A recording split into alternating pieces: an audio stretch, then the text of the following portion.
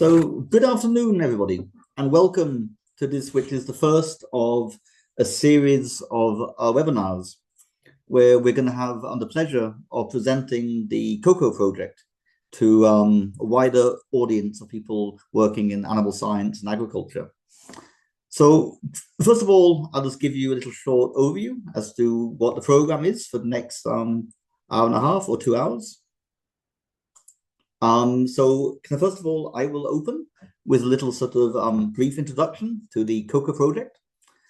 Then we'll have a first presentation by Danny, who will be talking about some of the field work being done from the point of view of the bigger picture of it. Then we shall give the floor to two of the field workers who have been out in the field getting hands-on interactions with pastoralists all across Europe. Then Danny will kind of wrap up a bit with what the type of data we've collected is showing. And then we'll sort of end up in a sort of question and answer and kind of a session afterwards. So the audience are free to submit questions in the chat, and we will read the questions out and deal with them at sort of appropriate places in the afternoon's presentations. So without wasting any more time, I'll just give a very brief presentation to the CoCo project and the bigger picture of the project. So can a CoCo sound like a slightly kind of humoristic name for a project, but the two Co's are actually really important things which are highly topical today. The first Co stands for co-creating, which means that sort of knowledge is being generated in some type of cooperative process. And the second Co is for coexistence. And kind of coexistence is one of these kind of concepts which everybody is kind of talking about today. You know, we hear coexistence everywhere. But there's always a question as to what coexistence actually means.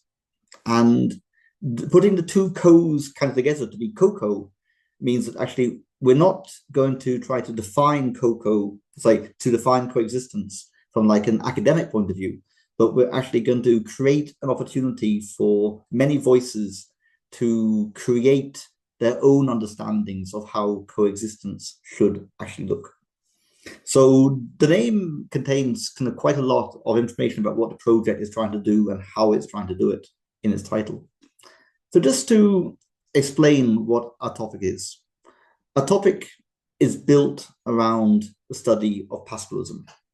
And kind of pastoralism is a subsection of animal production in agriculture. It kind of refers to the more extensive outdoor production system. Like there's a huge gradient within pastoralism from totally free ranging to animals on some type of fenced pasture. But certainly it is the extensive end of the animal production scale. It comes in many diverse forms all across Europe. You know, we have the domestic reindeer herding in Scandinavia. We have the production of sheep, goats, and cattle in all of Europe. But it looks totally different if you're standing on a mountain in Poland or in a Spanish Mediterranean landscape or in a kind of Norwegian forest. Pastoralism produces many different kind of products, as well as like the classical agricultural products of, you know, meat, milk, and wool. It's also associated with very significant cultural heritage aspects and many things kind of related to the production of landscape and habitat services. So that the way that pastoralism creates landscapes and maintains landscapes with very strong biodiversity and heritage values is very much an important product of pastoralism, in addition to things like meat, milk, and wool. It's also sort of often a key component and a part of kind of rural employment and maintaining the kind of living districts and living rural areas. It's an industry with a very ancient history, stretching back over thousands and thousands of years, right back to the origins of agriculture. But it's also an industry which is coming under very many pressures. There's a demand among kind of consumers for sheep meat and goat meat. We're competing with imports from outside the EU. Labor costs are rising. There's kind of many challenges where you're having to adjust to new standards of hygiene, especially if dairy is involved. It's becoming harder to kind of recruit shepherds. It's certainly difficult with the intergenerational transfer of farms and flocks to the new kind of generation. Access to grazing areas is under threat because of competing land uses. And the thing that we are really kind of concerned with is the return of large carnivores to the landscape, which are coming in addition to all of these other challenges that the industry is facing. Just to put the context of kind of pastoralism into like a European overview, the slide here illustrates the percentage changes in the livestock production from 2010 up to 2021. So the 100 here refers to like 100%, right? So taking 2010 as like the benchmark. And even that change is masking an awful lot of declines which happened before 2010. But what you see, even in this very limited time window, is that since 2010, while the standing herds of like pigs and cattle has been more or less stable, the herds of sheep and goats have been declining quite kind of dramatically. And if we had looked at a longer time scale, this decline would have been even greater. So this is kind of the background. But the specific driver of change that the CoCo project is putting extra focus on is the large carnivores. The wolf, the bear, the Eurasian lynx, and the wolverine are returning to the European landscapes. Like during the 19th and 20th centuries, these animals were all heavily persecuted, sometimes to national or regional extinction. But the last 40, 50 years have seen a dramatic increase in their numbers all across Europe. So if we take this species by species, today we have around, say, 9,000 lynx scattered across a large part of northern, eastern, and central Europe. If we talk about bears, we're talking about maybe 24,000 bears across Europe. But the most spectacular change has been in the increase in the number of wolves. Today, we have around 23,000 wolves in Europe. And in the last 20 years, they have recolonized areas from which they have been absent for a century. This includes the Nordic countries, it includes Germany, Denmark, the Benelux countries, France, the entire Alps. All these areas had lost wolves and had been wolf-free for decades. And suddenly the wolf is back. And the return of these animals, the wolf, the lynx, the bear, at the moment means that we probably have a large carnivore living in about 50% of the European landscape. And the area being covered is expanding all the time. So at the moment, actually, it is more normal for agriculture to be overlapping with a large carnivore than not to be overlapping with a large carnivore. And this situation has come about within the time span of a few decades. A consequence of this is quite widespread kind of losses of livestock to depredation from carnivores. And even though we know it's a very widespread issue, it's not so trivial to come up with numbers as to how many livestock are actually killed. So in 2017, we did a survey for the European Parliament, and we came up with like an estimate of around 20,000 animals being compensated each year. But this was excluding some countries which we know are conflict hotspots. So then in 2021, another survey, which included more countries, but still could not get data from Portugal and Bulgaria, estimated around 40,000 animals being killed. And then in 2024, another survey, which we hope had full coverage of all countries, estimated around 70,000 sheep or goats being killed each year. So these three reports give slightly different numbers, but it's mainly explained by the different coverage of countries rather than any change in the numbers of livestock being killed. So we're typically talking about something just less than 100,000 sheep or goats up a year, which is approximately 0.1% of the standing winter herd size of sheep and goats in mainland Europe today. But the data is really quite kind of messy.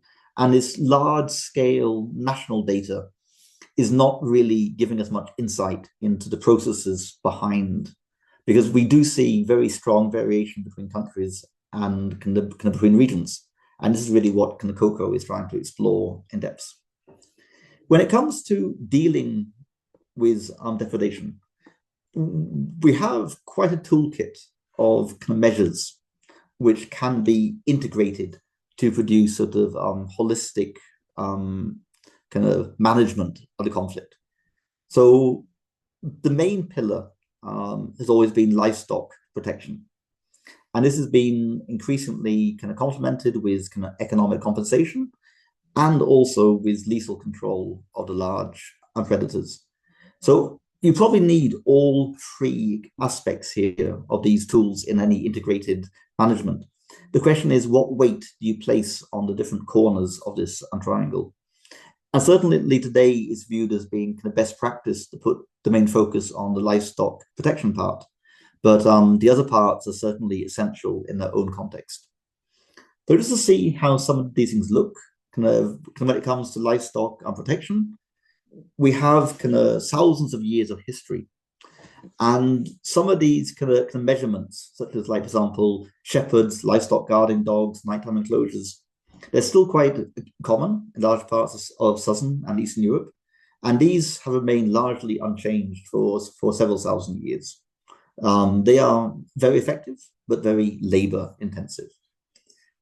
In the more modern toolkit, we basically have the introduction of electric fencing, which can be combined with kind of livestock guarding dogs. So these are just two of the many measures which are available in a toolkit to try to limit the impact of carnivores, along with many, many other measures. There's a huge experience on this. It's kind of summarized in many reports from life projects. There's a whole newsletter called Carnivore Damage Prevention News, which kind of has case studies from all across the world on this. So the experience is certainly large, but obviously everything has to be adapted and tailored to local contexts and to the social economic conditions of the time and place in which they're being implemented. So where are we in this game? Well, we know an awful lot about large carnivores. We have a really good data on their status, their distribution, their ecology, and so on. We have a fairly good understanding of conflicts in a general sense. We know that the conflicts are complex. They go way beyond simply the losses of livestock, and they embrace many other much more social and cultural aspects. We have thousands of years of history with different types of livestock protection measures, which may or may not have relevance in the modern world, but we have a huge experience out there. But we still have some knowledge gaps, especially about, for example, if it helps or not to kill large carnivores. And we certainly struggle to explain the fine-scale variation in losses. We know that some farms have high losses, others have low losses. Some countries have higher losses than others. And we really don't fully understand why you have these huge differences. But even where we as scientists think that we have knowledge, this knowledge is very contested when you come closer onto the ground. And we experience almost more conflicts about knowledge as we actually do about the actual topic itself. The people are contesting who should be the knowledge provider, which type of knowledge should be given weight. Should it be the knowledge of the scientists or the knowledge of the local herders? And simply, there's many conspiracy theories and lots of fake news and misinformation, so that we feel that the public debate around the state of knowledge certainly does not represent the level of scientific knowledge. But at the same time, we also admit that we have gaps in the scientific and technical knowledge. So this is where the CoCo project comes in. And CoCo, it involves a consortia of 18 partners. And the really interesting thing about CoCo is that this is a mixture of agricultural scientists, of ecologists, of social scientists, and of stakeholders, all working in a common project, trying to look at this common problem from multiple perspectives. The CoCo project has the pastoralists at the center. So this is a project about pastoralism, and a project about how pastoralism is influenced by wildlife, and then how about the management of that wildlife may or may not be able to reduce some of the conflicts with pastoralism. It's again set in this kind of background where the experience exists across the whole world, but is very heavily fragmented, and where the knowledge is heavily contested among different stakeholders. So this is really a summary of the CoCo concept. We are working across Europe in 12 countries, spanning the full gradient from northern Scandinavia right down to the Mediterranean, and from the Atlantic coast to the Black Sea coast, trying to pick up this sort of contextual aspects of these conflicts, because certainly what applies, say, to Sami reindeer herding in Northern Europe cannot be applied to Mediterranean Spain. And just to briefly give the overview as to what kind of CoCo is doing, first of all, we're trying to consolidate the existing knowledge on many topics. We are collecting an awful lot of new data, and especially fine-scaled individual level data from individual farms and landowners and hunters. And this is what the rest of the talks are going to be dealing with. But we also have components dealing with social economics. We're exploring new technologies, which may have greater or lesser relevance. We're exploring governance systems, and using all of this to try to come up with pathways to kind of sustainable coexistence, as well as defining exactly what coexistence might look like. And on the whole way here, we're trying to really make sure that the voices of the pastoralists are coming through, both through data collection and through the interpretation of the data, in what's called like a co-generation, based upon the premise that co-generating knowledge will lead to less contested knowledge. And even though people may end up still having the same values they have, it's much easier to discuss your different values if you can at least agree on agree to a certain extent on how the state of knowledge is. So just to wrap up with one last slide of key messages which we think are important for the wider kind of agriculture or animal science world to realize, is that large carnivores are now found across over half of Europe and expanding. And this represents a major constraint on livestock production, which cannot be ignored.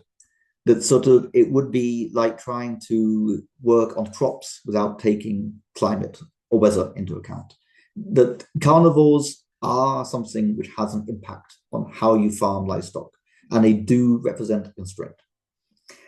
We know that there are coexistence strategies, but many of them require that farmers have to make change.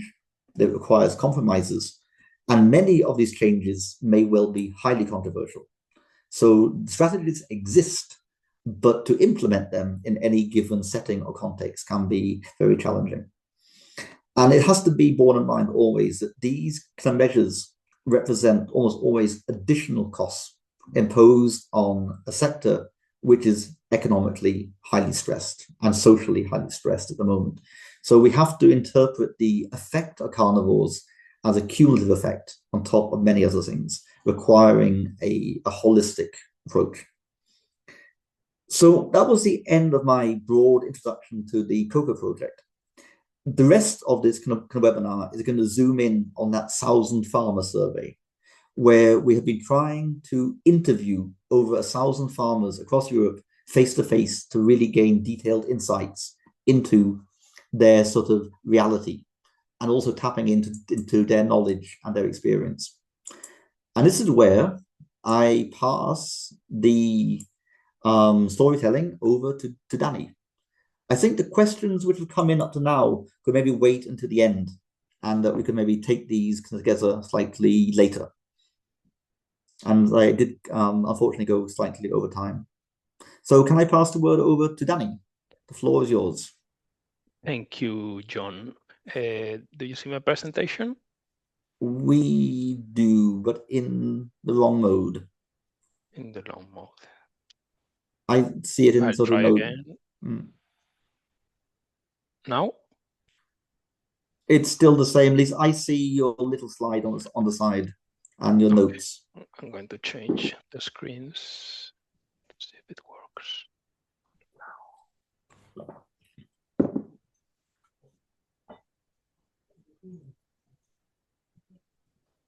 I don't think I've ever been in a webinar where this has not been a problem. I'm sorry, we tried just before, but now it's not working. It's almost like becoming a tradition in webinars that people struggle with their PowerPoint. I think I should be close.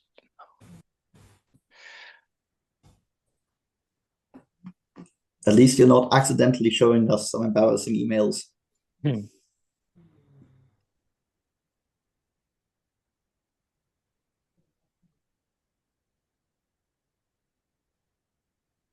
Now? Same thing. Same thing, okay. But it functions, so. It does, okay. I can try to put this lower. Now we have it, perfect. Okay. So this first part of the presentation will focus, let's say, on the rationale behind the survey, although many of the important issues have already been raised by John, and also the methodology.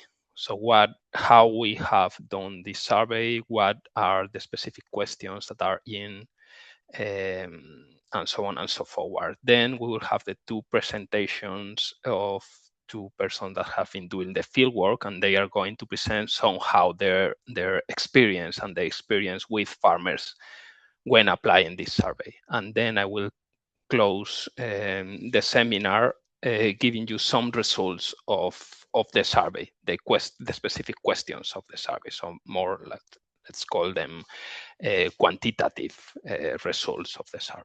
Okay. So why do we need another survey for farmers? So the main point is, as John has just presented you, that there is a lot of contested knowledge on the utility of animal husbandry practices. So the specific characteristics of the farming systems and how those relate to damages. And this contested knowledge is a huge problem, because to get pathways to get a coexistence, in a way, we need a consensus of where to look for this information, what information is valid and what information is not valid. And this is usually very difficult in conflicting topics like this one, but it's also very difficult when heterogeneity is huge. And as you all know, farming systems in Europe are hugely heterogenic. And therefore, that means that the things that can be applied or that works in one given way in one place do not have to do exactly the same in other place, in other farming system, even in the same region. So what we need is highly targeted data collection to fill this knowledge gap. So what this project is somehow trying to do with the survey is going to the specific data in specific places to then have very, very, in a way, a unit of analysis that is very specific to a place and a moment. So we need this mainly because there is two knowledge gaps. The first one is that we don't really know the impact of the different forms of husbandry on losses. And by different forms of husbandry, I don't mean the different damage prevention measures that you can use in a system, but actually the characteristics of the system itself, the type of land it uses, even the ownership of the land, the number of animals they have, where they move the animals up and down, at what moment do they have the animals indoors, at what moment do they have the animals outdoors, what do they do with their reproduction systems, when do they, how do they milk their animals, and so on and so forth. And although we know a lot of things about damages, there is hardly any data or hardly any data that can be compared across places in this type of information. And the other knowledge gap is the perspective of the different stakeholders in the relationship between this technical part of pastoralism and the carnivore and the management of large carnivores. And by stakeholders' perspective, we mean, of course, the point of view of farmers, which is crucial, but also the point of view of other fellows of farmers that live in the same areas but do not farm, like hunters or landowners or just people living in rural areas. So as I said, we don't have studies that investigate actually farms in a way, or in defining farms in a way that are meaningful for stakeholders or pastoralism. And with this, we mean that usually the type of work that is analyzing damages do not consider farms the same way as animal scientists or veterinarians or farmers consider farms. They do not differentiate the types of farms in a similar way. And of course, the third question is maybe the most important one, is that as in many cases, we have works that are geographically explicit, but that cannot be compared to other areas. So there is hardly any work that uses the same methodology in different places in Europe using different farming systems in a way that those results can be compared. And of course, well, you have already seen this. One of the difficulties is that we have a hugely diverse landscape of farming systems, and only focusing on pastoral systems, we have very, very different places, from mountain sheep farming to valley sheep farming, dry areas, wet areas in the forest, or in the Nordic countries with reindeer, and exactly the same for beef and other species. And this is a huge challenge when you try to analyze all these things. So what we did with this survey is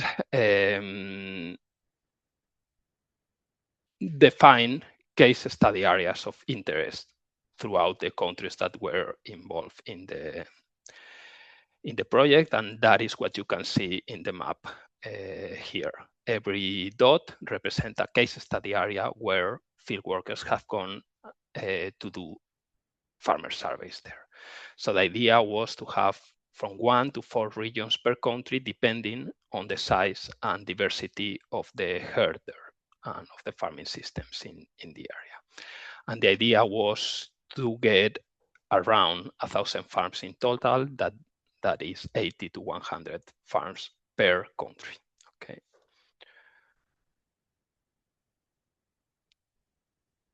To get to a farmer survey, you have to do some steps that are very important, very time consuming, and very complex. So keep in mind that the most important part of our survey was to try to make it comparable across countries. But then you have around 35 different people in different languages making a survey face-to-face to farmer, with a lot, as you can imagine, different biases and different ways of doing things. Okay, so the idea, once we had the survey instrument, we made a huge effort in doing training for staff. We did that training around April this year in Rome, and that training, you can see some pictures of the training. So we have a theoretical part of the training where we went slowly and step by step, reading all the questions and being sure that everybody was understanding the questions in the same way. But then we also have a field experience where we were doing observations of the electric fences, the way guarding dogs works, and these kind of things. And then in June this year, we started the interviews. And as I said, we had between 25 to 30 field workers visiting farms face-to-face. So the around 1,000 farms we have done have been made with an interview to farmers. So that means 1,000 farmers that have been interviewed for the data we have. Although the questionnaire is quantitative, I would say that the experience of surveying farmers is qualitative. So we or people took between 1.5 hours and 3 hours of talking and having a long conversation with chefs for each farm. So that means for around 1,000 to 3,000 hours of conversations in every country with farmers. And I must say, you will see it later, but I must say that we were very impressed about the work on these 30 people. So because in less than 4 or 5 months, all the work was done and everything is almost ready to be analyzed. So the topic of the survey, I'm not going to go very much into detail. I'm going to show you the type of questions we have made, just in case some of you have methodological questions about the way we have prepared or designed the survey. So the survey has different sections. We have a first section of the description of the farming system using the factors I just told you about, like livestock species, flock size, the grazing areas, across season, husbandry practices, and so on. Of course, protection measures, and then pastoralist or farmers' relation with other stakeholders. So we also have a part that can be considered more like a social analysis of the conflict. So how farmers think that the others' opinions should be taken into account, or to what extent they should be involved in the solutions. Yeah.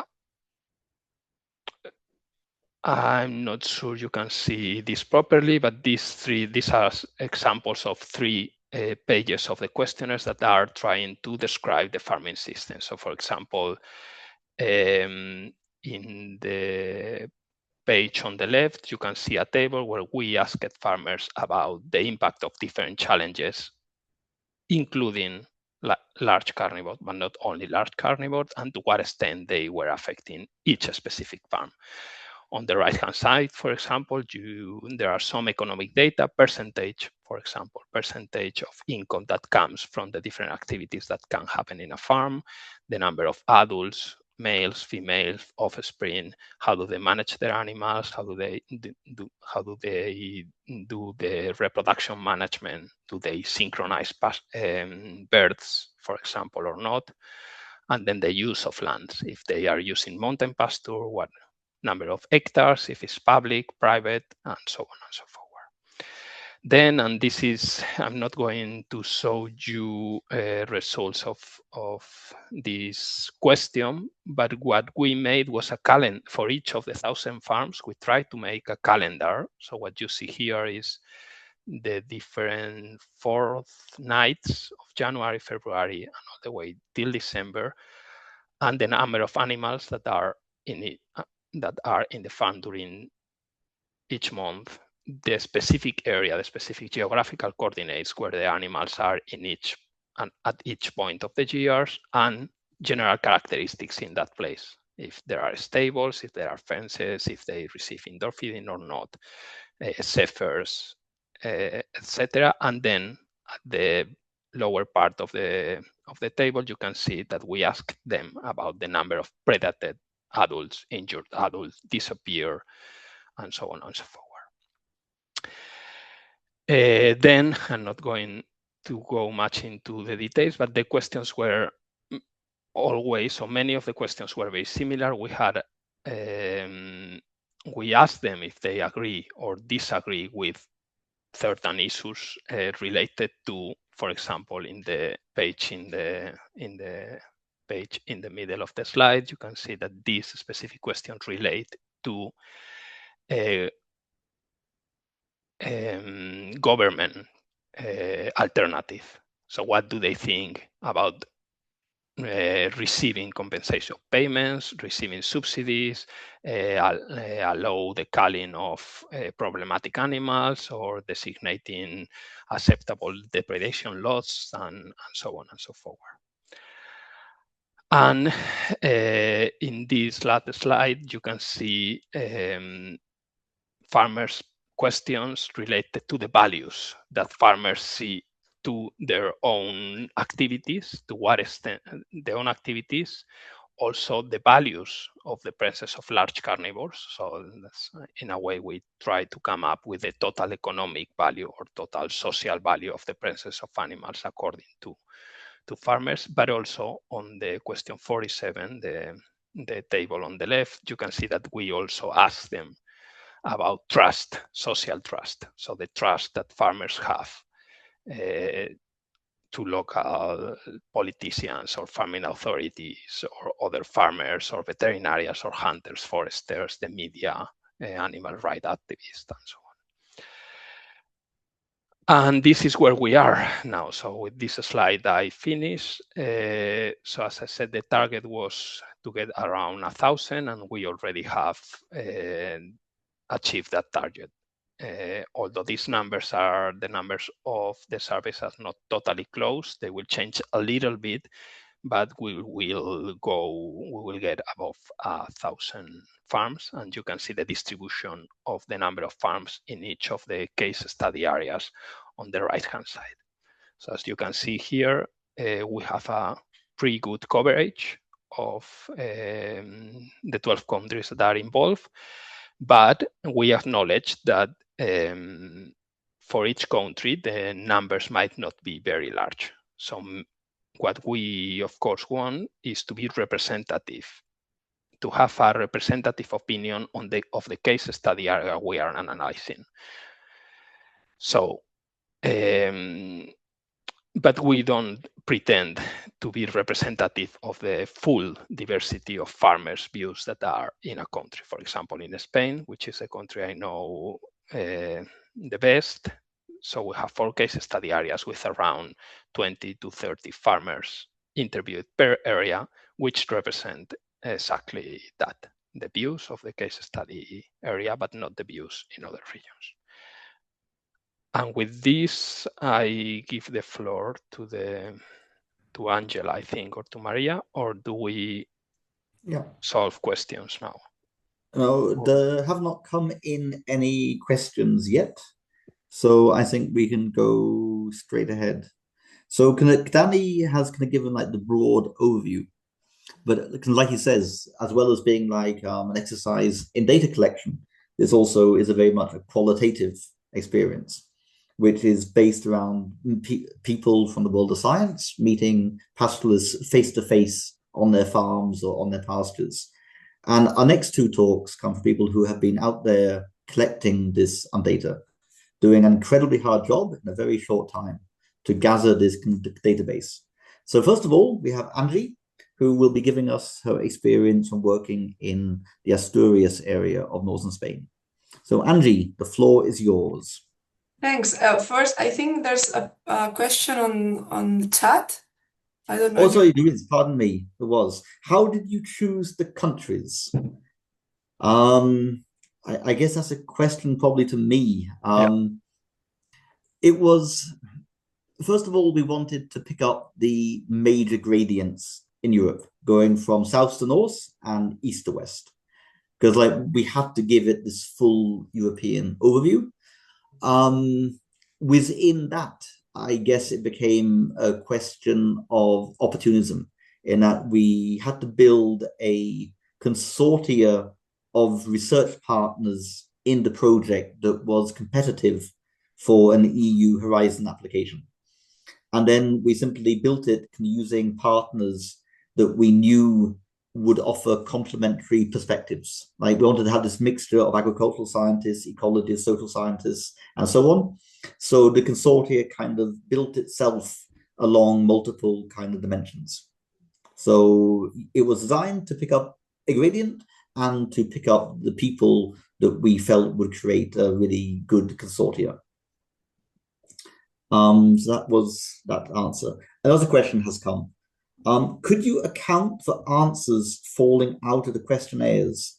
For example, mentioning dimensions that you didn't expect when designing the questionnaire, or explaining in depth why trust is lacking towards this or that stakeholder.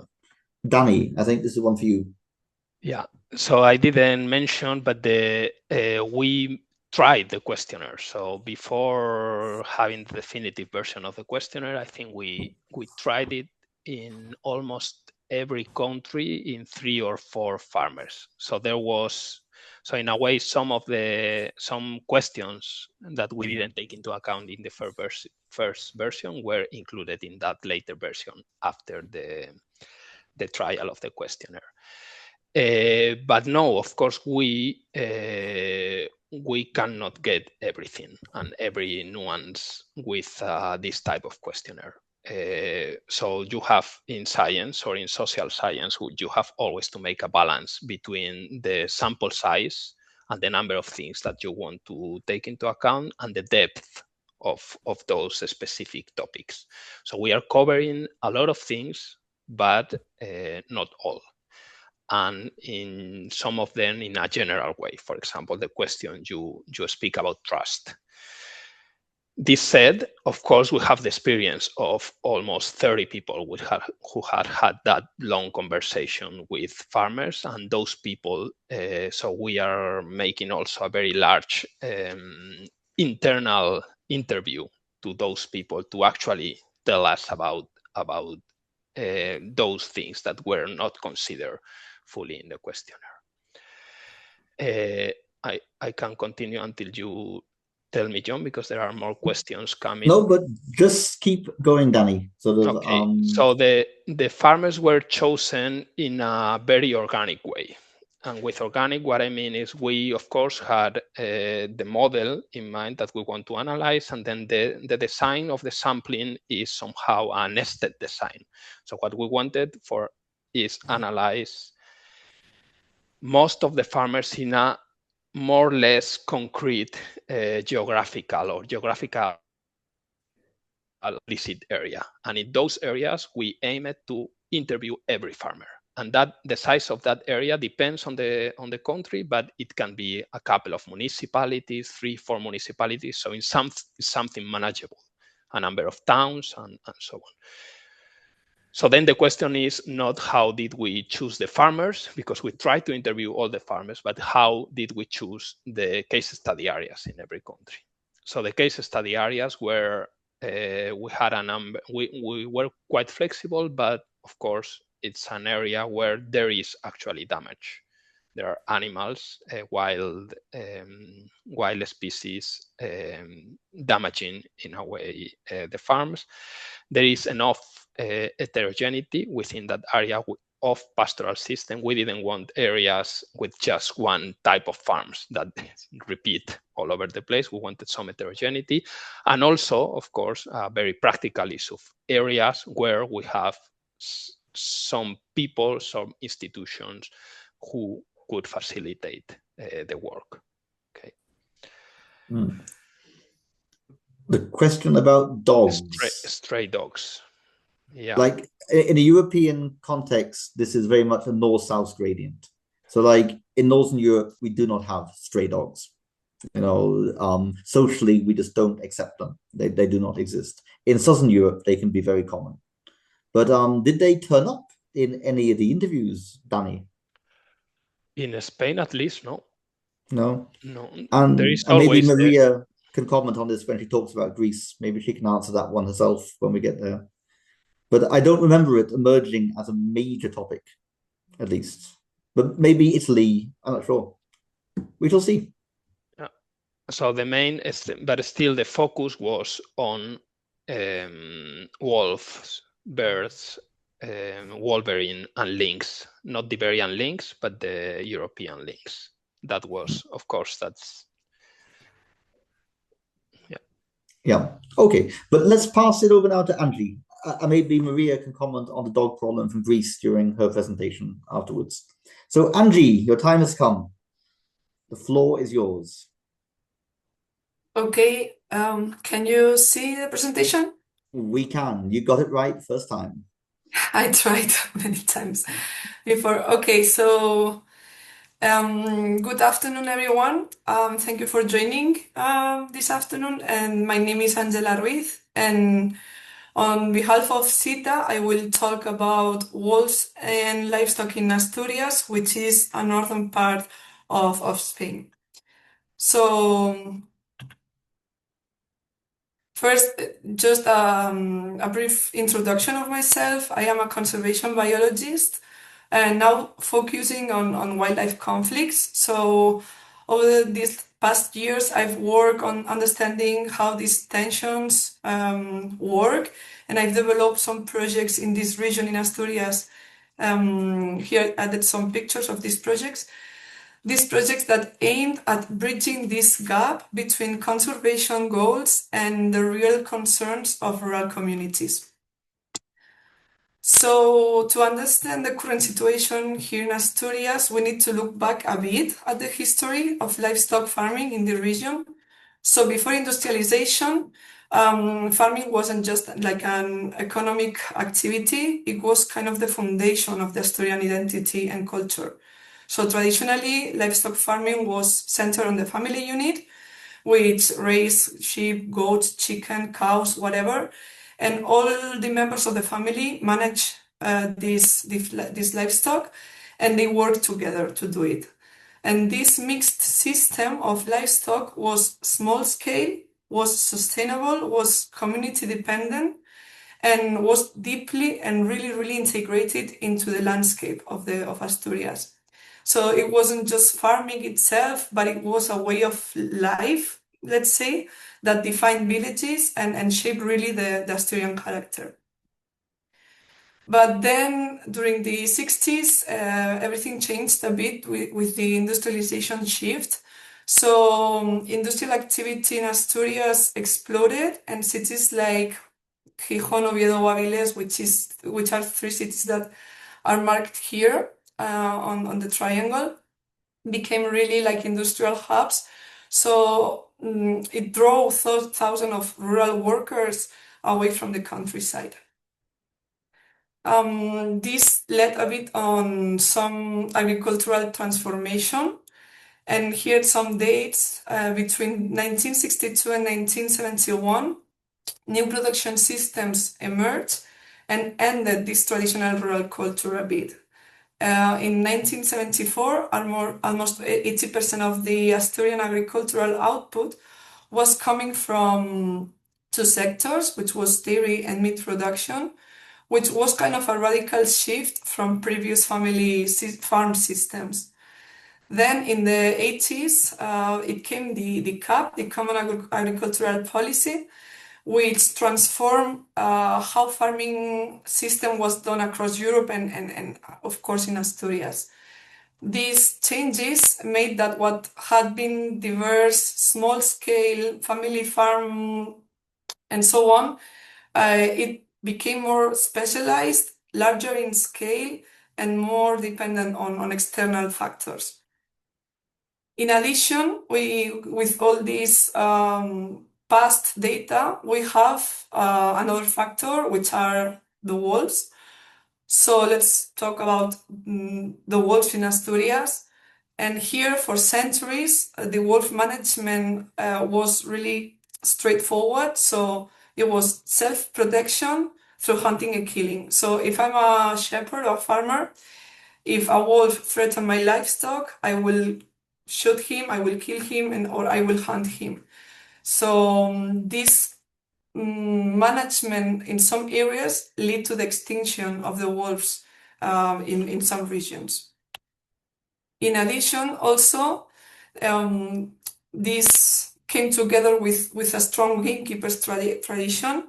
So this system persisted really well into this modern era. And for generations, this wolf control was really part of the rural management and accepted and supported by the Asturian society. So here there is some data about the current status of wolf population in Asturias.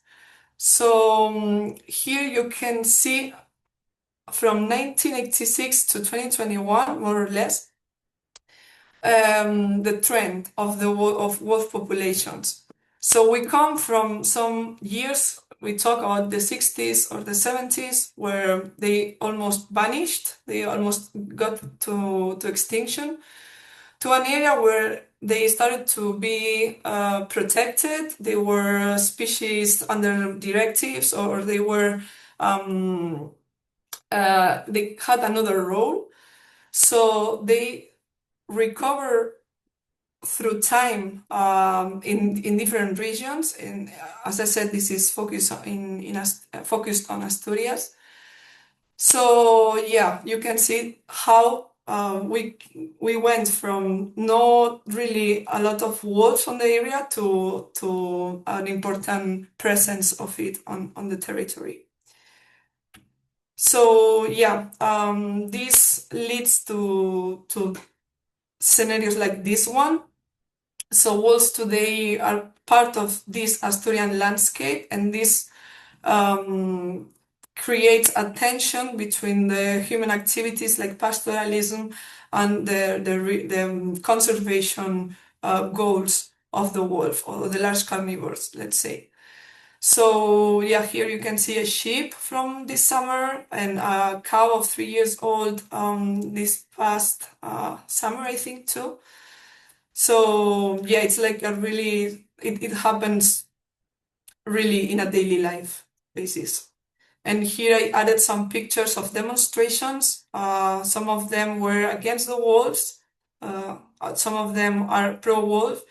And here on the right side, it was a really famous picture some years ago here in Asturias, because it was a wolf that was illegally hunted and hanged from this traffic signal as a show off of this conflict. So just to finish this background part, this comes together with another factor, which is that in Asturias we also have bears. So we focused on the national park, and in the national park there's only wolf presence, but in the rest of Asturias we also have brown bears, like a Cantabrian brown bears. And this is also an increasing concern in the society, in the rural society, because more and more attacks have been registered with bears, and there is a kind of anxiety about whether bears, like wolves, will continue spreading into new territories. So now, focusing more on the study area that Danny was mentioning before, I did this one in Picos de Europa National Park. So this national park is located in the northern part of Spain, and it goes through 3 autonomous communities, which is Asturias, Cantabria, and León. Although I focus only on the Asturian part. It was established in 1918 as the first national park in Spain. And it's a really special landscape because it's a mountain range with dramatic limestone peaks and deep gorges that harbor really a rich biodiversity within. So we have wolves, we have chamois, we have golden eagles, we have bearded vultures, and a lot of endemisms when talking about flora. The park is also a center of mountain pastoral culture, with seasonal transhumance practices and traditional methods going on for a really long time. So here I think it's important to emphasize that in this part of Picos de Europa, grazing has been proved to exist for 5,000 years. So shepherds and their flocks really have shaped this landscape, and you can imagine how deep is the integration of these pastoral practices into both the ecology and the cultural sector of the region. So here I added some pictures of one of the most famous products from this area, which are the cheese. Here are 2 cheese, Gamoneu and Cabrales, which are really nice, by the way. And here there's a picture of majada, it is called in Spanish. I don't know if it has a name in English, but it's the place where they produce this type of cheeses. So it's really traditional made, like local milk and traditional techniques and methodology to do these cheeses. So as a summary, we can say that this study area is critical for habitat, it's a critical habitat for the Iberian wolf. These wolves prey on sheep, goat, and cattle mostly. And it is a place where these traditional pastoral practices still persist and they didn't vanish yet. And of course, this leads to an ongoing tensions between wildlife conservation and rural livelihoods. I think it's important also to mention that in this picture you see grasslands, you see forest, and you see this massive rock sea on the back, and animals go all the way on to grass to feed on summer, so they don't stop in the forest. They go even to these rocks that seem that they don't have any nourishment or any food, but they really like it up there. So now talking about the results of the interviews I did. So this is the results, like general results I found, so that the specific numbers or percentage or whatever will be shown by Danny in the next presentation. But as my point of view, when I was approaching these people to do the interview, the survey, they were really cautious at first.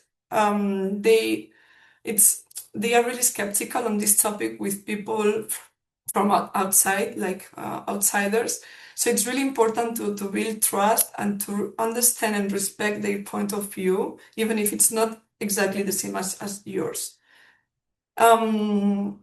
Also, I think it was a really key insight, the next point, the second one, which was that there was a significant difference between what people say publicly, what I call like social speech, and what they believe in private conversations. Because when talking in public, farmers may be more confrontational or absolutist or even calling for complete wolf elimination. But in one-on-one conversations, it's different. It's like different feelings appear, and they don't say the same as the social speech. They, of course, don't like the wolf, but they understand they have to be there. The predation is natural, and although it's problematic for them, they even recognize the ecological value of these carnivores. Why this happens? I think there are several factors. The social media, it's like a huge amplifier of both sides and both speeds. The anonymity of the social media also. But I think there's an additional factor, which is like a performative aspect. So farmers and rural communities in general, I think they might feel that they need to take extreme positions when they talk in public to be heard. So even if these positions or these ideas are not fully representing their private point of views. And of course, this gap between the social media discourse and the private opinion is crucial to understand, because if decisions are made only based on the social media news or speeches, the decisions will likely fail. Sorry. So the real problem solving, I think it requires to listening to private voices and not only the media or the public ones. Also, as a third point, this is really common. Here. It's a strong feeling of abandonment and sadness about the ending of this traditional farming system they had for years, and this lifestyle that they see it's ending and it will not come back. So they feel this abandonment of the governments and society in general about rural world in general. Another 3 points that I think it's interesting to mention. It's when I ask them about the history of their farming and practices and so on. Most of them pointed out the introduction of subsidies. So this happened around the 80s, as I said in the background.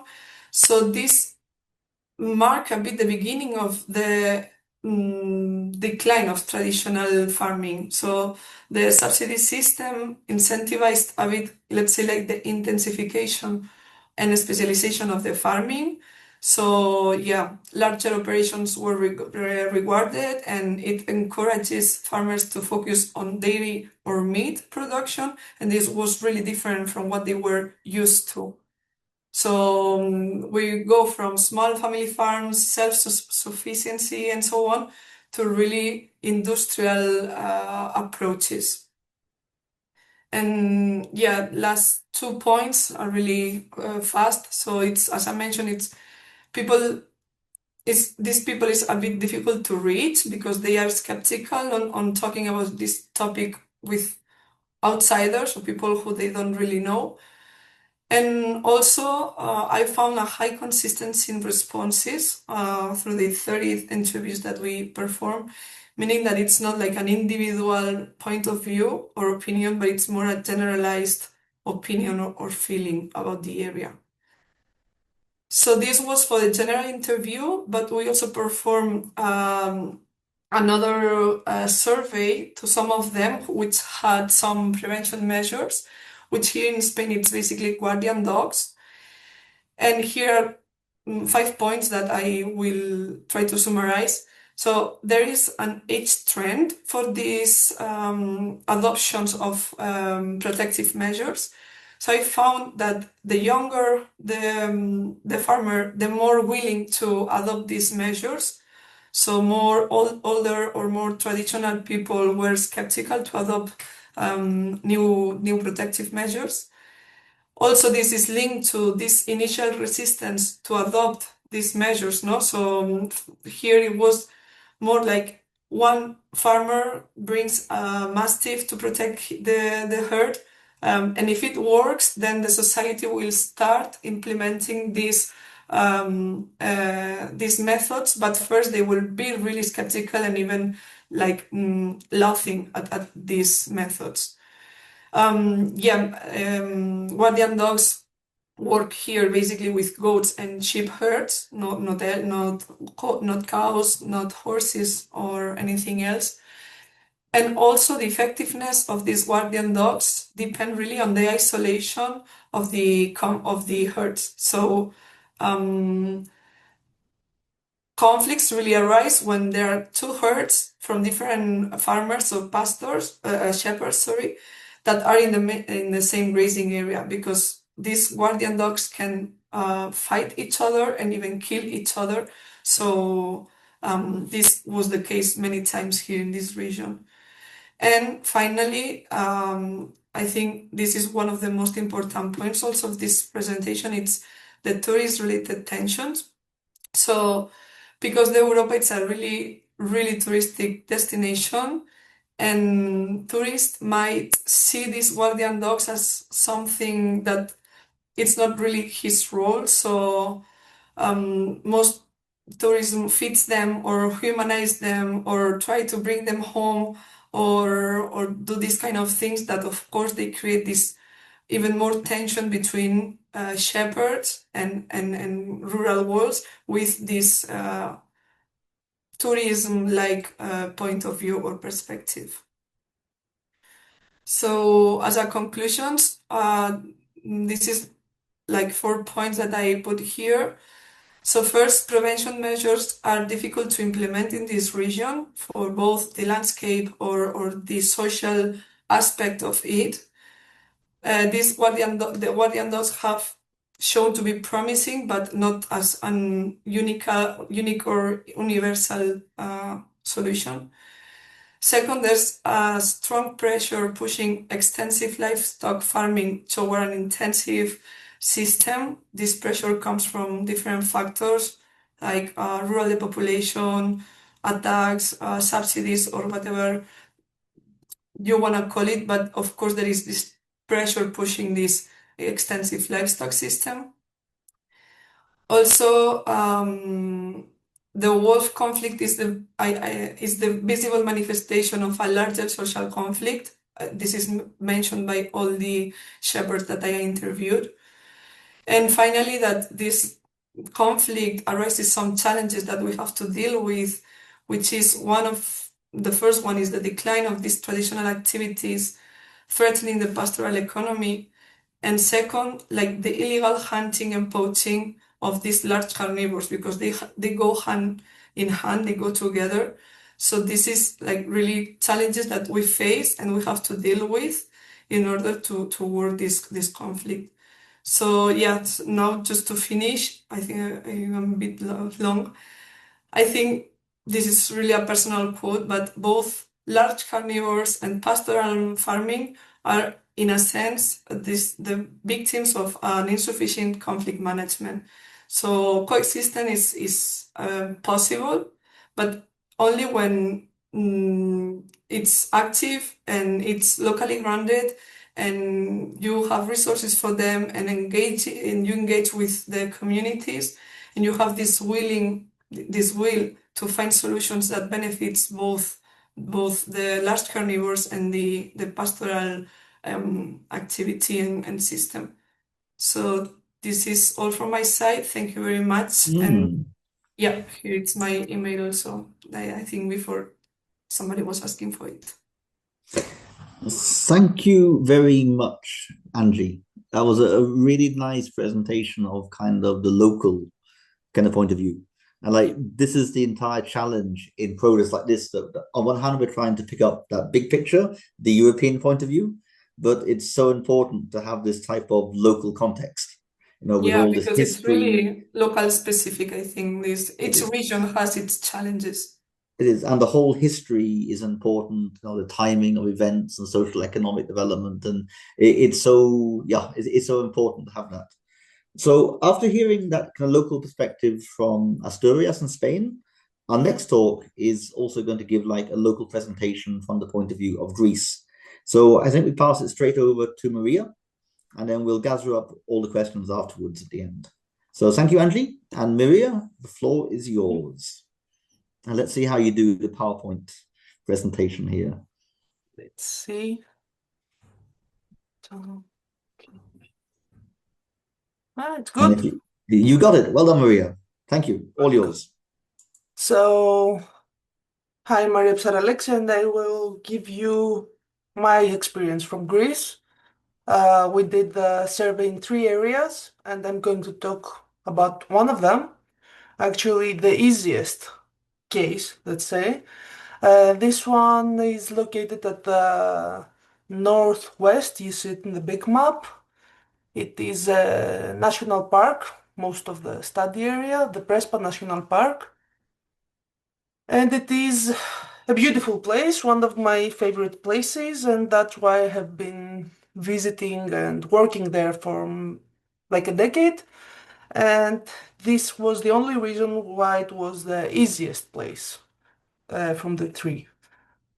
It's an amazing sanctuary. It has a huge number of different flora species. I'm not sure about these past 3 years. It was the largest colony of Dalmatian pelicans. It is a beautiful wetland, and it has a really, like tumultuous history.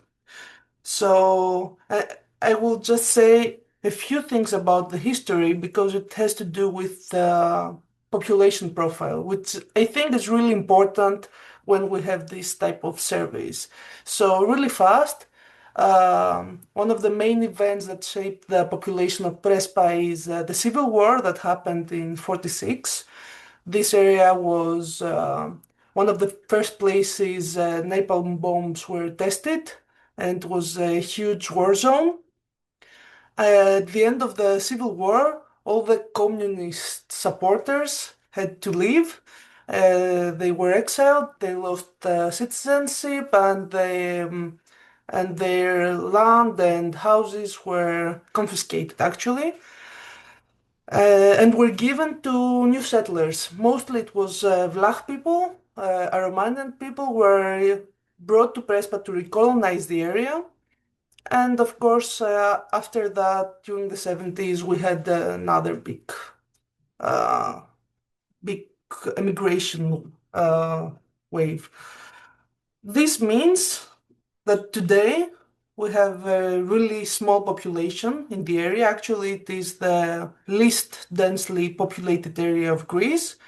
It has around 1,000 residents according to census. The real thing is it is a bit lower than that.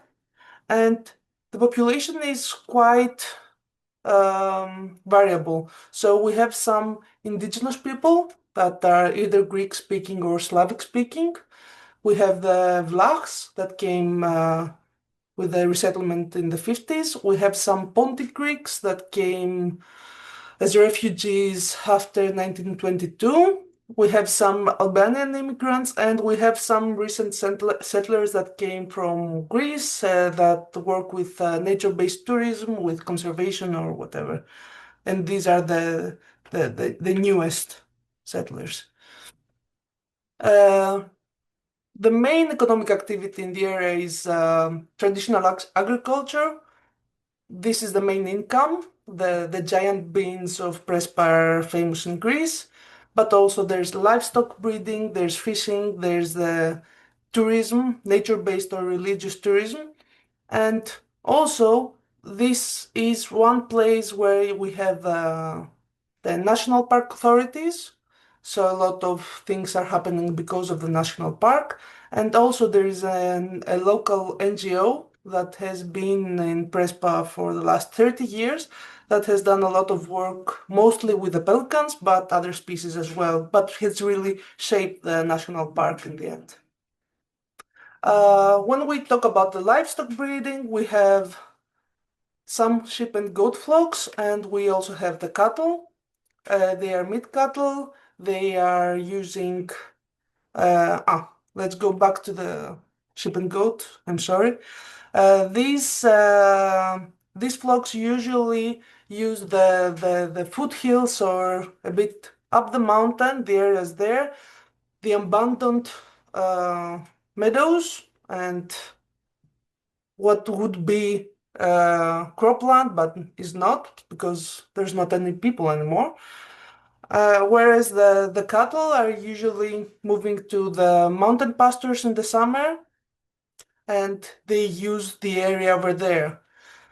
We have the indigenous breeds, we have the Greek red breed, and we have the Prespa shorthorn cattle that are used to this type of mountain landscape. And they're also good, let's say, in dealing with predators. We have both brown bears and wolves in the area, with a robust population and dense population of bears. And let's go a bit to the thing about prevention measures and some bits about the survey.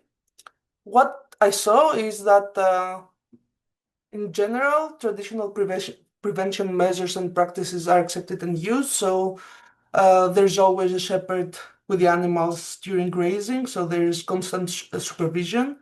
All livestock is enclosed before nighttime, and there are livestock guarding dogs, like this case or this case.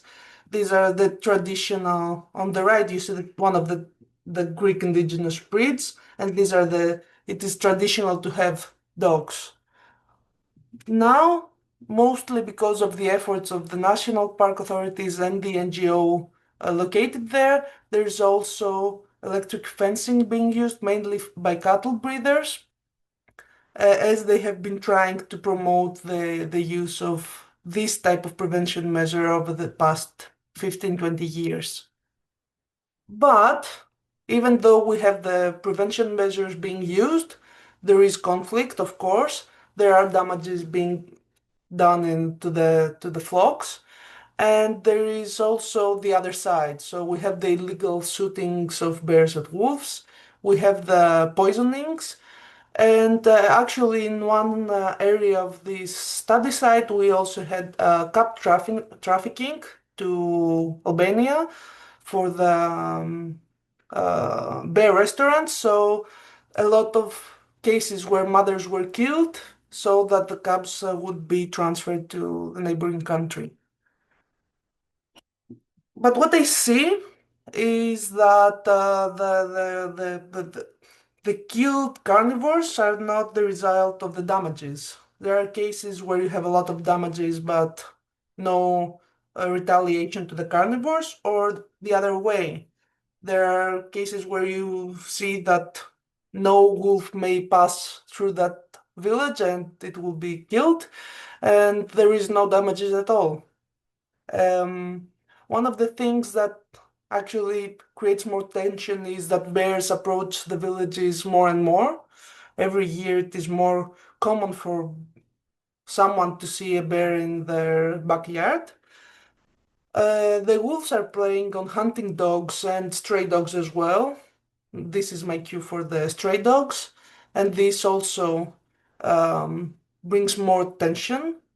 And then the thing about the national park authorities and the NGO is that they give a lot of stimuli and new ideas and prevention measures and may support some people in using prevention measures, but they also have imposed restrictions, some rules and how we do things. So there are a lot of strong positive or negative feelings towards conservationists and conservation. Sometimes when we see the dead bear, for example, this could be because the dead bear is something that the conservationists would support, so it is not related to damages all the time. One of the biggest problems is, of course, people leaving, people growing older. There's every year less and less children going to school. So this really puts pressure on people. What I see is that because the different cultural groups I talked about, the Vlachs, the Pontics, occupied ecological niches, let's say, according to their traditions when they first came to Greece. Now the mosaic of land use and land management is actually the result of that. So you see that the Vlachs, when they came, these are the traditional livestock breeders, let's say, they moved to the mountains because of the pastures. This means that now they don't own the fields where the money, let's say, is because of the bean agriculture. This creates a lot of tension, though, because now that all the difficulties are really putting pressure on livestock breeders, they don't have the money and they don't have the support or the space to put forage for their animals, or they have to rent or they have to buy. So it is interesting to see how the choice is made 100 years ago by your family really creates problems now because things changed. Generally, there is a really big dissatisfaction attitude against the national compensation scheme because it really doesn't cover reality, let's say. So people are actually frustrated. Maybe it would be better if there was no national compensation scheme at all. That's what a lot of people said, and that's why most people do not claim a compensation at all. Everything is really expensive, so profitability is declining. People are starting more and more to depend on the subsidies. And one of the things that really put pressures economically as well to the farmers is the restriction we had from the recent outbreaks of sheep and goat pox and PPR. So for 2 years, due to PPR restriction, they could not slaughter and sell sheep and goat meat for a big period of time, which was huge loss, economic loss. And the outbreaks of sheep and goat pox this year was really making people afraid, because at any time, if you were proven to have one goat that was sick, your whole flock would be slaughtered. So everybody was really stressed. And I will just come to the challenges. I skipped one, but it's okay. One of the big challenges for the survey for me in this area was first the African swine fever. What we saw is that the African swine fever is in Prespa, and during 2025, all the wild boar were died because of the fever, actually. So it was one area that has had a really big density of wild boar. Now you could see carry on walking and while you were walking in the forest. This means that there was a lot of food for the carnivores. And when we talk about bears, this means that we also have a lot of bears that made big litters with more than 3, maybe, cubs. These animals were really accustomed to eating meat, and this has created bears that are more keen to do damage to livestock. So I'm going to number 2, which is timing. It was quite bad luck for us. The first day of the survey, we just happened to be in a village where 5 bears attacked a stable, fought in a stable. It was one mom with 3 cubs, that was attacked by a male bear. This combination was explosive. They fought in the stable. This meant that all the animals fled in the forest and they were never found again. In this kind of, climate, it was really hard for us to start the survey and talk to people because everybody was really against the bears, feared of having an attack or whatever. 3, we had a big scandal with the Greek Payment Authority of Common Agriculture Policy in Greece, and this created a huge issue throughout Greece, and people were really, really afraid to talk to anyone. 4, we had the goat and sheep pox. We had quarantined areas, movement restrictions, flocks could not go from one place to the other, so there was limited transhuman movement. There was a disease transmission risk. The disease transmission risk was high, and even going near a stable was dangerous, because, again, I will repeat this, if one animal was found to be sick, the whole flock was slaughtered. So the farmer was actually destroyed.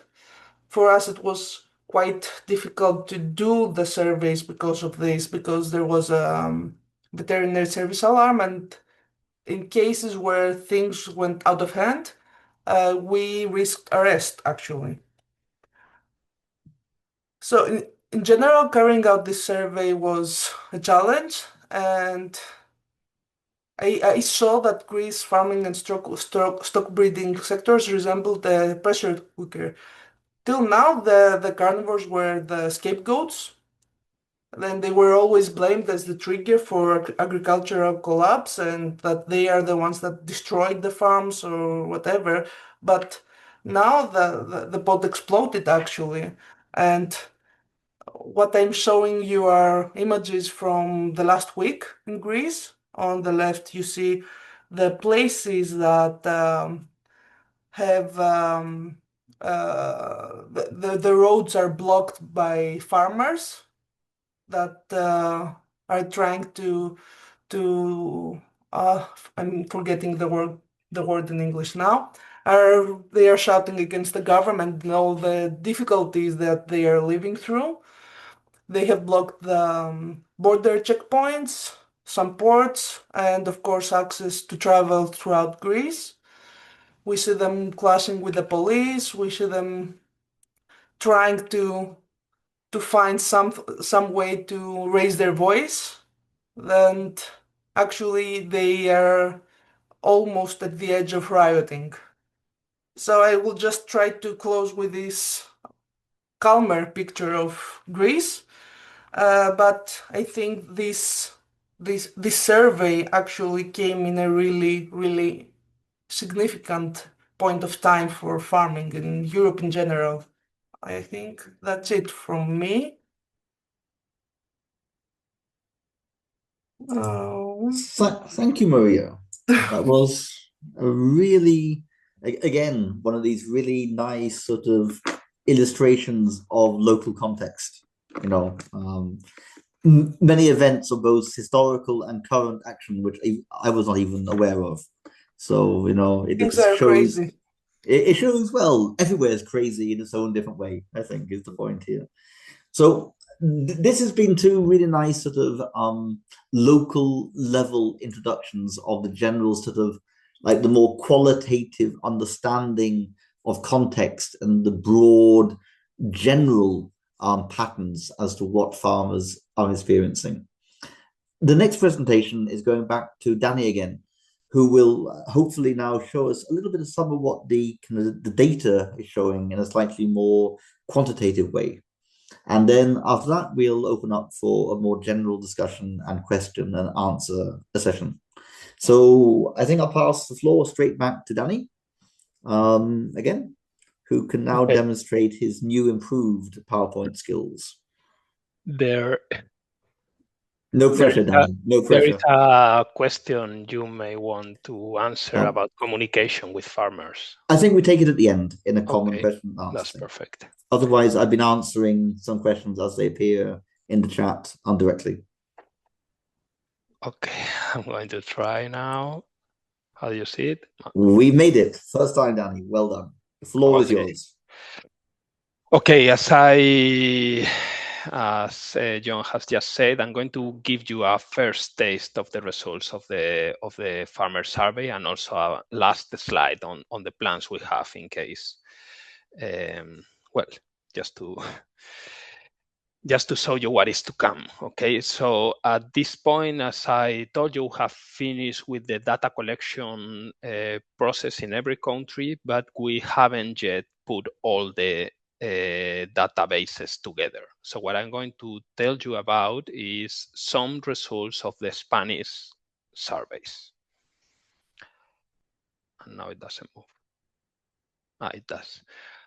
Okay, in this map, what you can see is the map of one of the largest regions in Spain, and the colors represent the number of attacks by wolf, the number of killed animals in each municipality in 2024. Okay, and of course, these big green dots represent the 4 case study areas. As you see, the level of damage is quite large in some areas in Spain. In red, you have municipalities that suffer in 2024 more than 175 attacks, animal killed, which is quite large. And as you can see, we are working in areas highly conflict, okay, with high conflict, because of the level of damage, but also of the social conflict around it, as Angie has just told you. Okay. Although the Spanish case is, I think, is pretty different, because we have a lot of attacks on beef. Okay, we also have on sheep, but most of the attacks occur on beef, which we don't know yet for sure, but of course it's because we have a lot of free ranging animals in the top of the mountains just by their own. Okay, here what you can see is the 4 case studies of Spain, which is El Espinar, Gredos, Picos de Europa, and Montaña Palentina, and this is one of the things we will be able to analyze, which is the the land use. What you see here is the percentage, the average percentage of land that is used in each case study area, differentiating between its ownership, so if it's communal or private land, which has a lot of implications for the management of the land in general, but also the management or the protection towards large predators. Of course, in common land, decisions have to be made communal. Lands are usually huge, so you can not make the same things as in private land. And the other thing, in the lower part, you can see the type of land where that goes from agricultural crops to lowland meadows, Mediterranean shrublands, or mountain pastures. And as you see, there are some regions where mountain pastures are very important, while in other regions is lowland meadows. Another information that we have, I'm sorry that you cannot see it very clearly, but what you see on with the colored dots is the position of the animals throughout the year for each given farm. So, for example, you can focus on the orange one, and you see that there are 5 orange points. So we know that animals have been in those 5 points throughout the years, and we know the number of adults, the number of offspring, the months that were there, and also if they suffer or not suffer any attacks or animal disappear and so on. I'm not going to present data on these results or outcomes on this analysis, but this type of information will allow us to also include in our analysis geographically explicit databases such as corynel and cover, or population densities, or of wild prey or wild predators. Another information that we will have is the seasonality of attacks. What you see here is the number of attacks is an average across the last 4 years for Gredos area and from Montaña Palentina area. And you can see here the distribution of attacks throughout the year and the differences between regions, which is actually, of course, what we want to look at. So you can see that, for example, on the right-hand side, the Montaña Palentina is suffering attacks throughout the year with 2 peaks in spring and autumn. But in the case of Gredos, for example, the number of attacks is very, very low in winter, but and peaks in autumn. So one of the first analyses is what you can see here, no? Is the comparison of the percentage. On the right-hand side, you see the percentage of land of each type that is used in an area. So you can see that the number of the proportion of the land use is the highest proportion is in mountain pastures, then you go to lowland, and then the ESAs, that's in a way a percentage of the total surface that there is. And if attacks would happen at random, you will find that more or less the same percentage of attacks occur, or the same proportion of attacks occur in each land use. But on the left-hand side, what you see is where the attacks occur. And you can see that they occur, in theory, this is very preliminary, but in this given area, they occur with similar frequencies in lowland meadows close to the villages and in mountain pastures far away from villages, which doesn't correspond with the relative proportion of area for this given place. Here, one of the when we analyze the conflict, one of the most important things we look at is the importance that farmers give to the presence of wolves and the conflict due to large predators compared to the other many challenges that farming have. And this is what you can see here. What you see here is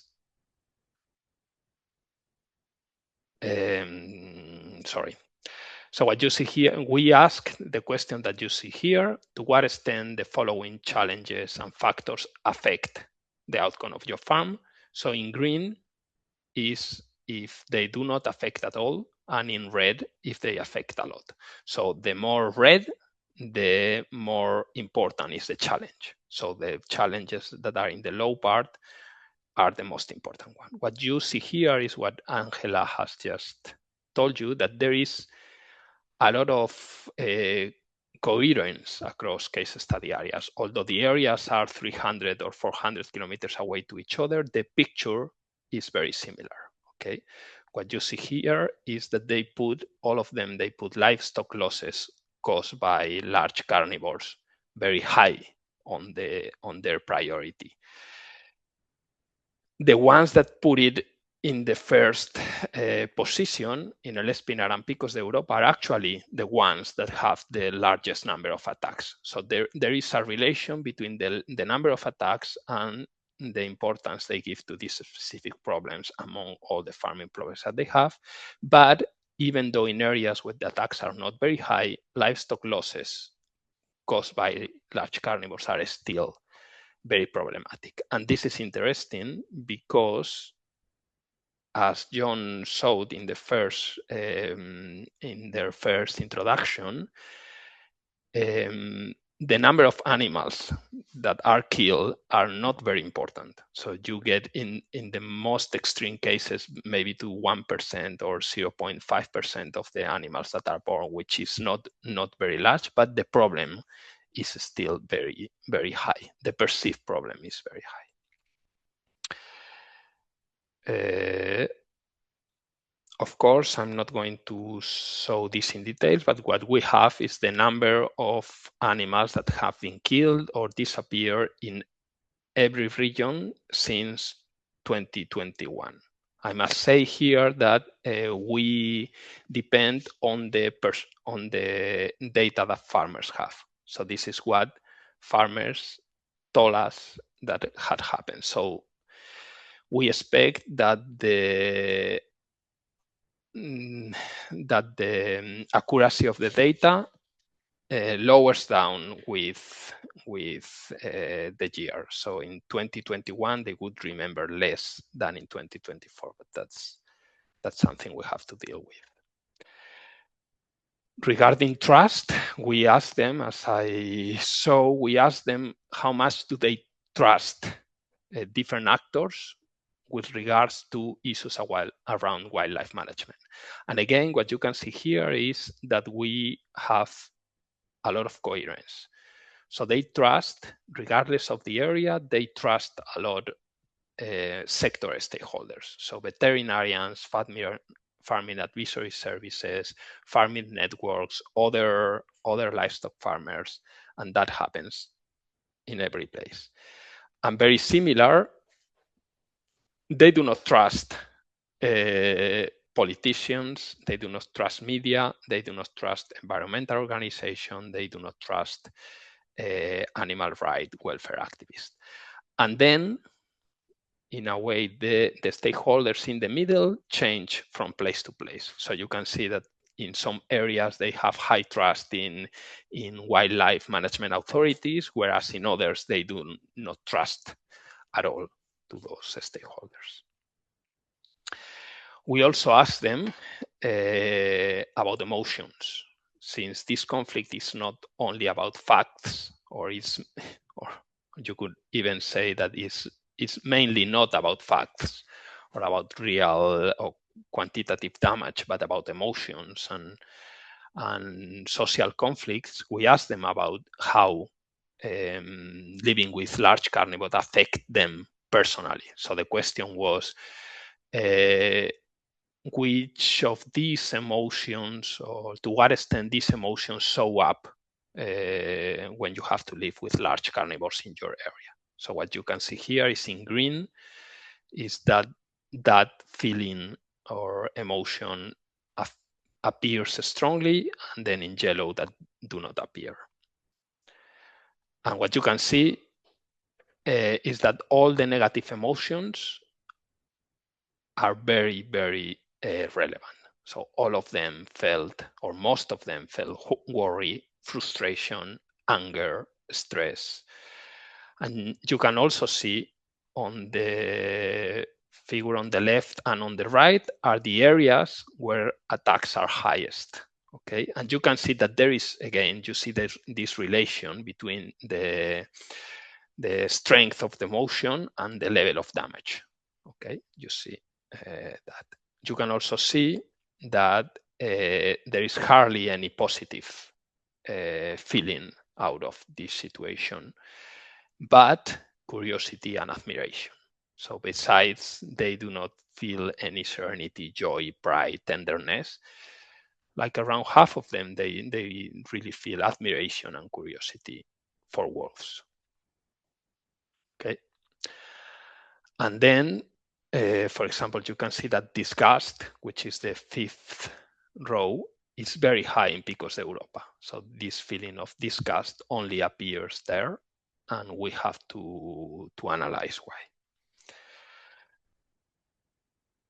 So here we were asking them to what extent they think that the interest and views of other stakeholders should be taken into account when managing the conflict. So to what extent farmers think that the voice of others have to be taken into account.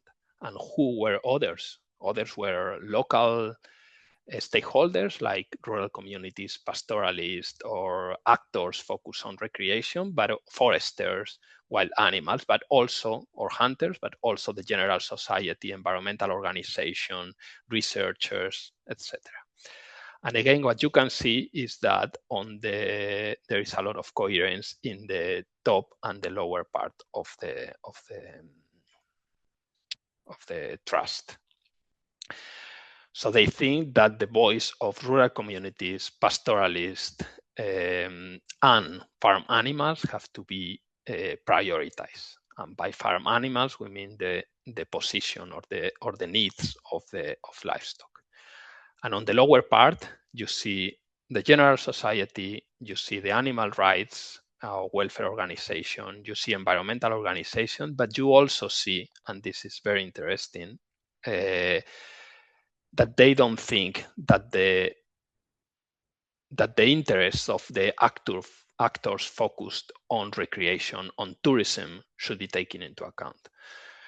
And this is very important because many times when you speak about costs and benefits, you think that you think about rural communities as a whole, as a unity, and you say, okay, this given rural community might get some cost to their farming, but they also get some benefits from tourism. But the reality is that the people that get the cost and the benefits don't consider themselves as, in a way, the same people. So there is urban-rural conflict, but there is also a conflict between rural stakeholders about how this conflict should be managed. And this question was about the point of view on the specific policies or strategies that should be implemented. And again, there are differences between areas, but you can see that there is a general, an average position that is very clear and very coherent. So you have a positive position towards subsidies for insurance, subsidies for damage prevention, compensation payments, and also management strategies related to culling and hunting, either some part of the population or some part of the large carnivore population or problematic animals. Okay, and also on the lower part, you can see that they feel that sharing information about the presence and behavior of wolves would also be very important. And on the red, which means strategies that they don't like, again, you see quite coherent position, and you see here ecotourism. So you see, again, this conflict between farming and ecotourism in a given rural area. And also all those aspects that go, that are in a way positive for wild animals, they don't like it. For example, improving habitat or setting or allowing a level of depredation lost to a given level. Okay, so next step, what we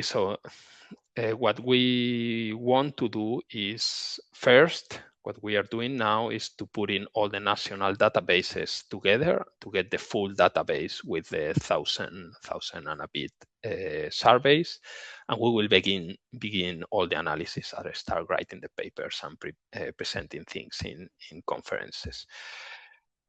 Things we are going to do, first, interaction between practices and damages, between husbandry practices and damages. Then we are aiming to develop a typology of farming systems in relation with, focusing specifically on the components of the farming systems that somehow regulate the interactions with wild predators. We are also going to do a lot of national analysis and also a comparison with the views of farmers with other stakeholders. John just mentioned it very, very fast, but there is a similar survey being made online by hunters, landowners, and environmentalists. It's not exactly the same as the survey for farmers, but it has a lot of common questions, so we will be able to compare. And with that, I think I'm finished, so we can have a discussion on the topics that you consider more interesting. Thank you very much. And I'm trying to finalize. Thank you, Danny, for that. Hopefully, can people now have got sort of some type of quick impression as to the sheer complexity of this issue. And even if like the starting point for many of the questions tends to focus on like wolves and bears and that very spectacular image we get of like a dead sheep, I think these talks have all shown just how complex the total picture is, right? And how the carnivore conflicts are intertwined with a whole set of other sort of ongoing micro and macro level processes. Our challenge is going to be, trying to find patterns among this, because just in that Spanish data set, you see the diversity and complexity. And then we have this data from 11 other countries and sometimes multiple regions inside each country. So it is going to be a bewildering diversity of issues here, where you have to try to find some of the commonalities and try to explain some of the variation. So it certainly is going to be a very exciting time trying to tease this data apart. If Danny could stop sharing the screen, we can go back to having our faces on board. Thank you. So there's time now for some general questions and kind of discussion. There's been quite a few concrete points popping up in the chat, mainly people from Portugal and Croatia wishing that they could have been included in the project. I was answering that we would love to have been able to include them, but there's a limit to how far a budget can be stretched. But there was one question which came up that we really need to actually answer. And that was a two-part question. And one, it was basically asking, how will we give feedback to the farmers that we interviewed? Danny, perhaps you could have a go at answering that one. Okay, so there we are, as every science research, large science research project these days, we are putting a lot of effort and resources on communicating and having farmers participating. So we have the part of communication. We have a newsletter, we have a lot of leaflet information and a fluent flow of information from our side to all the participants, farmers and others.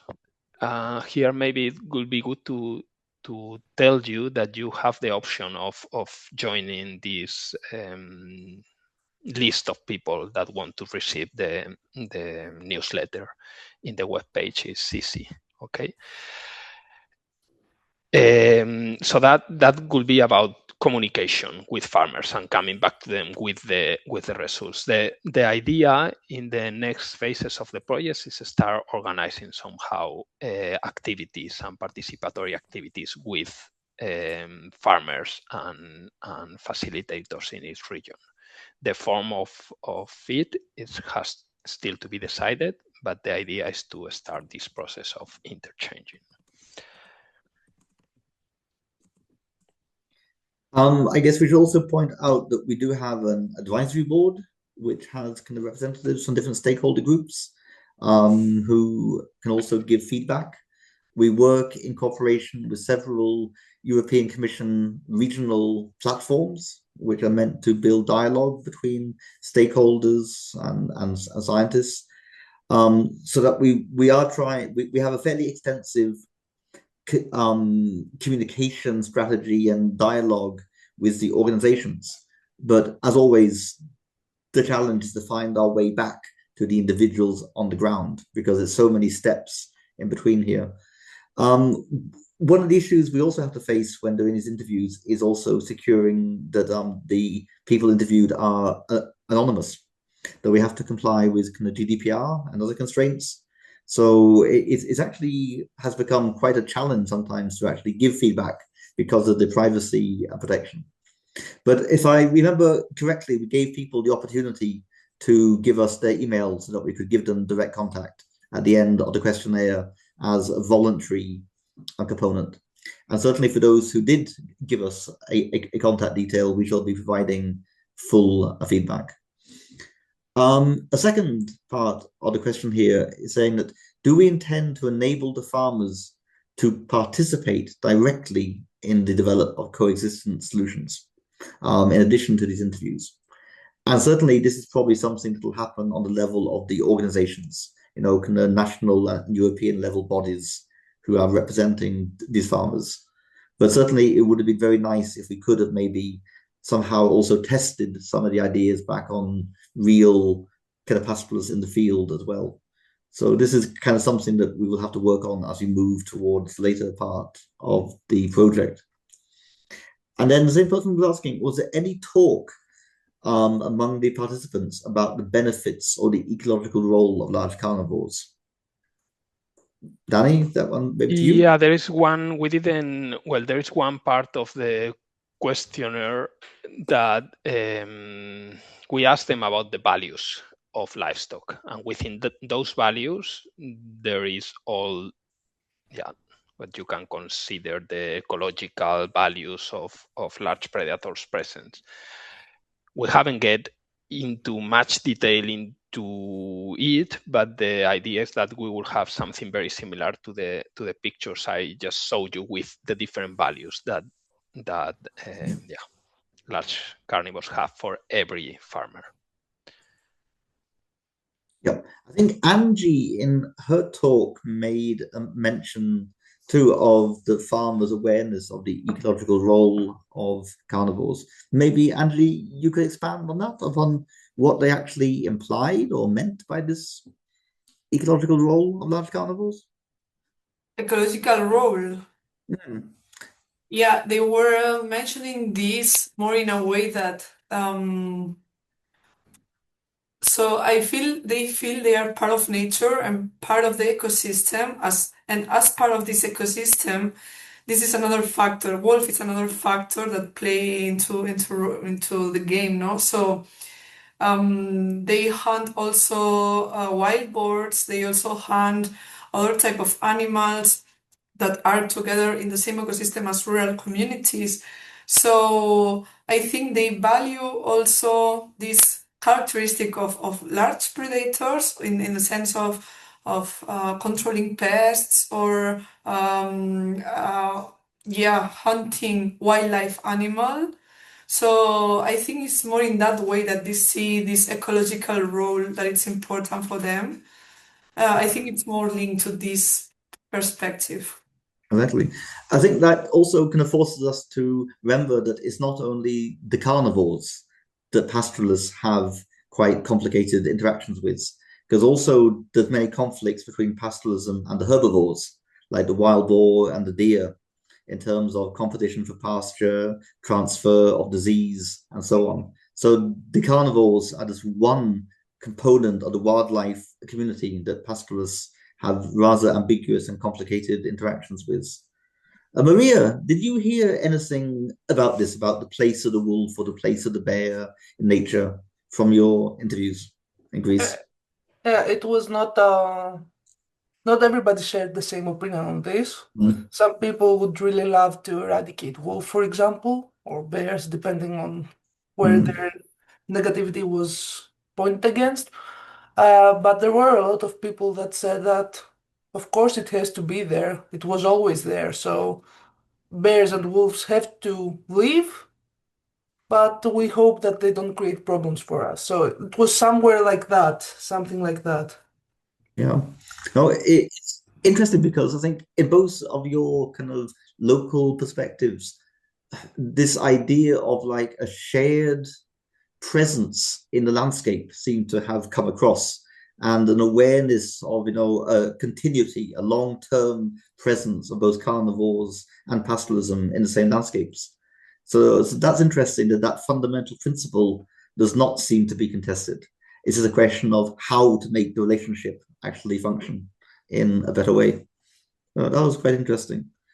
There was a question here about, did we encounter any reluctancy from the farmers to participate in the interviews? Maria, you have anything to comment on that? For me, it was in some situations. When I said that we were talking about Prespa, it was the easiest place because people know me as a presence. So it was easy for people that didn't know me personally to talk to me because they had seen me somewhere with someone.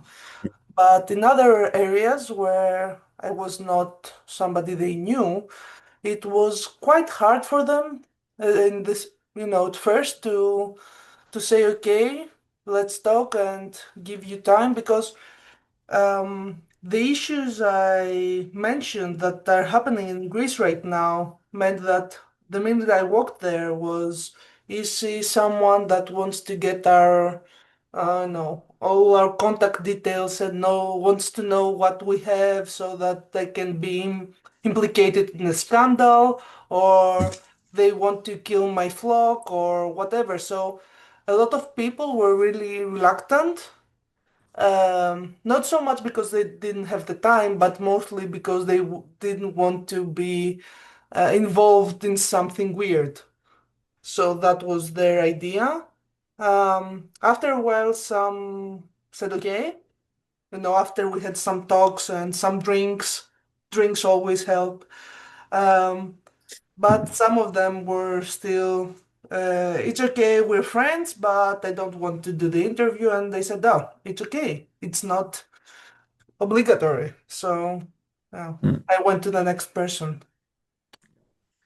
I think this sort of underlines why we chose to do this part of the study face-to-face, because if we just sent out an email link to the farmers, we would have had no results at all, so it underlines that trust is a really important part here. Angie, do you have anything to add to Maria's reflections on that? Yeah, maybe I think in my case it was important to highlight that I've been working in this topic in this region for 4 years now. So since I arrived to Asturias, because I'm not from that part, and it's been a continuous work and day-to-day operations or meetings or discussions until I gained their trust. So this really helped me, and it was much easier for me to reach them. But for me in this area, without this previous field work or social work, let's say, it would have been really, really hard to get to them and to try to make this interview or questionnaire to the people. Good. Thank you, Angie. And also, I'm afraid we've actually come to the end of time here. We've actually gone a little bit over time. So I've answered a few other questions in the chat as they have appeared. So I think we have to basically wrap it up here. So first of all, I'd just like to thank Danny and Angie and Maria for giving presentations. And especially I'd like to thank the EAAP for giving us this access to this platform to reach out, to people professionally involved in agricultural animal science to actually kind of make a contribution. So this will be the first of several seminars that CoCo will be having over the next 2 years. So some more results coming from different parts of the project will also be coming out. And our website will hold things as they appear. And if people can sign up for the newsletter, then they will get the results fresh as they come. So thank you, everybody, for attending, and see you all next time. So goodbye.